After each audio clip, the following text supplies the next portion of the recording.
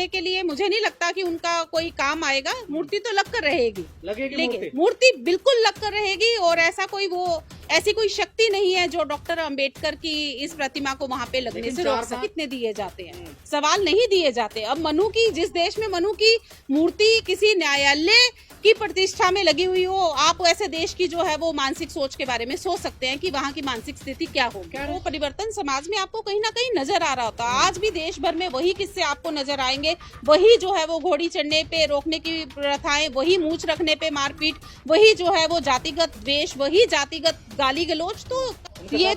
ये मारपीट की घटनाएं कोई नई नहीं है। देश भर में ये हमेशा से जो कहीं ना कहीं जो दबंग है वो वंचितों को दबाने का काम करते हैं, और उस ऐसे में जो शारीरिक शोषण है उनके ऊपर इस तरह की मानसिक प्रताड़नाएं हैं वो हमेशा से चलती आई।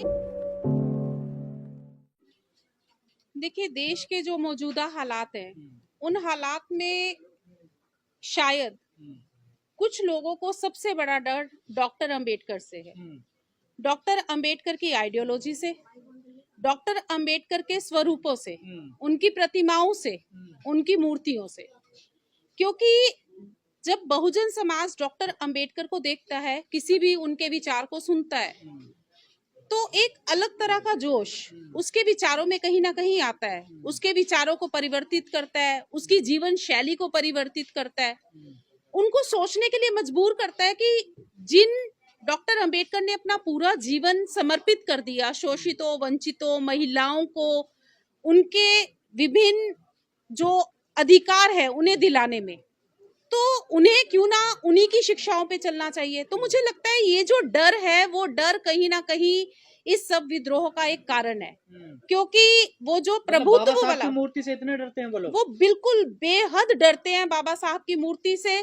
वो उनका जो डर है वो डर जायज भी है, क्योंकि जितना ज्यादा ये विद्रोही स्वर उभर रहे हैं, मुझे लगता है कि बहुजनों में, वंचितों में उतना ही उनका भी जो स्तर है वो भी बढ़ता चला जा रहा है। उनका सोचने का, समझने का, समाज में वापस आने का, पे बैक टू सोसाइटी का जो कंसेप्ट है वो धीरे धीरे करके आ रहा है। अब आप खुद भी देखिए ना कि मेरे जैसा प्रोफेसर शायद जो अपने घर तक सीमित रह सकती थी एक महिला के रूप में, लेकिन वो क्यों आज जो है वो सबके बीच आकर खड़ी है, उसका कारण जो है वो डॉक्टर अंबेडकर है। में बाबा साहब की मूर्ति लग सकती है तो ग्वालियर हाई कोर्ट के खंडपीठ में क्यों नहीं लग सकती है? जब वहाँ की कोर्ट परिसर में लग रही है, कोर्ट ने परमिशन दे दी है, पीडब्ल्यूडी वहाँ पर काम करवा रहा, तो फिर मिश्रा जी को क्या दिक्कत हो रही है, पाठक जी को क्या दिक्कत हो रही है उससे?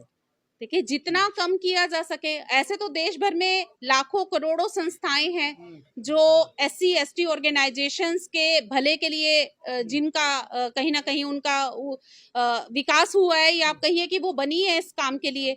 देश भर में करोड़ों अरबों बाबा साहब की प्रतिमाएं हैं, लेकिन एक नई प्रतिमा को देखते मुझे तो लगता है कि शायद जो है वो उनका फिर दोबारा से वो पुनर्जीवित हो जाते हैं, उनके वही वाले स्वर कहीं ना कहीं उनके बीच में, कि जितना हो सके बाबा साहब को उतना रोका जाए। ग्वालियर में जातिवाद है क्या? ये ग्वालियर में हर जगह, देश में कहाँ जातिवाद नहीं है? देश में हर जगह जातिवाद है, लेकिन ग्वालियर में एक 3% पॉपुलेशन, जिस कोर्ट में केवल 3% प्रतिनिधित्व एक विशिष्ट जाति का है, तो वहां पे भी वो 3% इतना हावी होने की कोशिश कर रहा है कि मूर्ति जो है वो रोके। देखिए मूर्ति बाहर खड़ी है फिलहाल में तो देखिए इस मूर्ति को लगने से रोकने के लिए मुझे नहीं लगता कि उनका कोई काम आएगा। मूर्ति तो लग कर रहेगी, लेकिन मूर्ति बिल्कुल लग कर रहेगी, और ऐसी कोई शक्ति नहीं है जो डॉक्टर अंबेडकर की इस प्रतिमा को वहां पे लगने से रोक सके। 4-5 दिन से देखिए वहाँ बवाल हो रहा है, मूर्ति कोर्ट के बाहर खड़ी हुई है लेकिन लगने नहीं दे रहे, वो सफल हो रहे हैं। देखिए वो तो अंततः तो डॉक्टर अंबेडकर की मूर्ति वहां पे स्थापित होगी।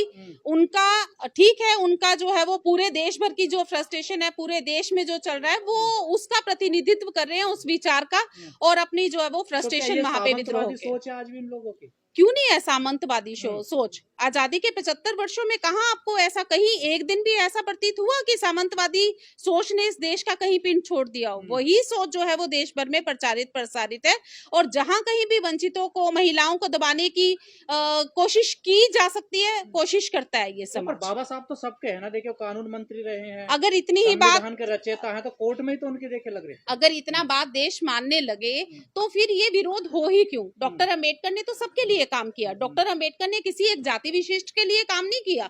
उन्होंने संविधान लिखा, उन्होंने तो पूरे देश के लिए संविधान लिखा। उन्होंने सभी वर्गों की, सभी धर्मों की, सभी जातियों की महिलाओं को उनके अधिकार दिलाने के लिए काम किया। और ऐसे में एक किसी खास जाति की महिला ये कहे कि बाबा साहब ने हमारे लिए काम किया, तो ये तो ठीक नहीं रहेगा ना। तो डॉक्टर अंबेडकर तो पूरे देश के अंबेडकर हैं, संविधान पूरे देश का संविधान है। हाँ, ये एक अलग बात है कि कुछ लोगों को शायद गलतफहमी है कि उनको कोई दूसरा संविधान, कोई पुरानी कोई स्मृति जो है वो उनको चलाने का काम कर रही है। जयपुर हाई कोर्ट में मनु की मूर्ति लगी हुई है, उससे तो कोई सवाल नहीं खड़े करता। देखिए उन पर सवाल करने वाला तो हमारा वर्ग है ना, हम सवाल करते हैं, लेकिन बात तो है कि उन सवालों के जवाब कितने दिए जाते हैं। सवाल नहीं दिए जाते। अब मनु की, जिस देश में मनु की मूर्ति किसी न्यायालय की प्रतिष्ठा में लगी हुई हो, आप ऐसे देश की जो है वो मानसिक सोच के बारे में सोच सकते हैं कि वहाँ की मानसिक स्थिति क्या होगी। कह रहे हैं गैर कानूनी है ये, यहाँ ये प्राइवेट प्रॉपर्टी नहीं है किसी की, ये सरकारी प्रॉपर्टी है, यहाँ क्यों लगा रहे हैं? तो फिर हर जगह से अगर ऐसा होता तो और जो कोर्ट है और जो सर्वोच्च न्यायालय है वहां पे बाबा साहब की प्रतिमाएं लगी हैं, तो क्या वो भी जस्टिस नहीं है? क्या वो भी संविधान के खिलाफ थी? क्या वो भी कॉन्स्टिट्यूशनल नहीं है? सवाल तो फिर ये भी बनता है कि पुराने जहाँ पे भी बाबा साहब की मूर्तियां स्थापित की गई है तो वो कैसे अनकॉन्स्टिट्यूशनल काम हुआ है? लेकिन जो अम्बेडकरवादी वकील है उन्हें कुर्सी नहीं देने देखे वहाँ बैठने के लिए, उनके साथ शोषण कर रहे हैं, उनके साथ भेदभाव कर रहे हैं। अगर किसी के साथ भी ऐसा शोषण किया जाता है तो उन्हें अपने हकों के लिए आवाज उठानी चाहिए, और मेरे ख्याल से वो बहुत प्रमुख तौर पर अपनी आवाज को उठाने में सक्षम है, और ऐसा वहां पे भी चल रहा है। देश के सीजेआई अम्बेडकरवादी हैं और जिस हाई कोर्ट के खंडपीठ में लग रही है वहाँ के भी जो चीफ जस्टिस हैं वो भी अम्बेडकरवादी हैं, तब ये हाल है। देखिए तो यहीं से आप समझिए ना कि हम बात करते हैं पूरे देश में संविधान के लागू होने की, हम बात करते हैं पूरे देश में आजादी का बार बार हवाला देने की, हम बात करते हैं देश को विश्व गुरु होने की, और ऐसे में सीजीआई के भी अम्बेडकरवादी होने पे, वहां के अपने न्यायालय के भी जो चीफ वो हैं उनके भी अम्बेडकरवादी होने के बावजूद भी अगर किसी की ऐसी हिम्मत है तो उसके पीछे कौन सी ताकतें हैं, हमें फिर इसके बारे में सोचना चाहिए। भेदभाव सब खत्म हो गया है देश कहाँ खत्म हो गया है? जाति व्यवस्था अगर खत्म हो गई होती तो अपने आप जो है वो परिवर्तन समाज में आपको कहीं ना कहीं नजर आ रहा होता। आज भी देश भर में वही किस्से आपको नजर आएंगे, वही जो है वो घोड़ी चढ़ने पे रोकने की प्रथाएं, वही मूंछ रखने पे मारपीट, वही जो है वो जातिगत द्वेष, वही जातिगत गाली गलौज। तो कहाँ जो है वो, मुझे तो कोई बदलाव कहीं पे नजर नहीं आया। नहीं आया कोई बदलाव। बदलाव सिर्फ एक पढ़े लिखे वर्ग में आप कह सकते हैं, एक जो बाहर दिखाने के लिए एक बदलाव नजर आता है, लेकिन अगर हम आंतरिक बात करें, मन की सोच की बात करें, तो मुझे लगता है कि वही जातिवादी सोच जो है वो हर जगह हावी है। आप किसी इंटरव्यू में चले जाएं, बिना सरनेम के आपकी जो है वो कोई पहचान नहीं होती। सबसे पहले आपसे ये पूछा जाता है कि आपका सरनेम है, आपकी जाति क्या है। जब आपके चेहरे को, आपको आपका जो कोई भी आपका व्यक्तित्व है, उस व्यक्तित्व का आकलन ही आपकी जाति के आधार पे होता है, तो हम कैसे मान सकते हैं कि जातिवादी सोच जो है वो देश भर में नहीं रही है? लेकिन जो सामंतवादी लोग हैं वो कह रहे हैं हम मूर्ति नहीं लगने देंगे, और जो अम्बेडकरवादी हैं वो कह रहे हैं मूर्ति तो यहीं लगे क्योंकि मूर्ति आ चुकी है, वहाँ फाउंडेशन भी बन चुका है, पीडब्ल्यूडी बना रहा, फिर भी देखिए वहाँ संघर्ष हो रहा है। मूर्ति तो लग कर रहेगी, ये संघर्ष जो है वो 2 अप्रैल जैसे आपके बच्चे हुए ऐसे हम फिर यही घटना होगी, ये होगा। देखिए बात संघर्ष की है, बात जो है वो कहीं ना कहीं एक मोर्चा खोलने की, और कहीं ना कहीं हमारा संगठन भी इसीलिए फिर हम बात करते हैं ना कि ऐसे संगठनों की आवश्यकता क्यों है। ऐसे संगठनों की इसीलिए आवश्यकता है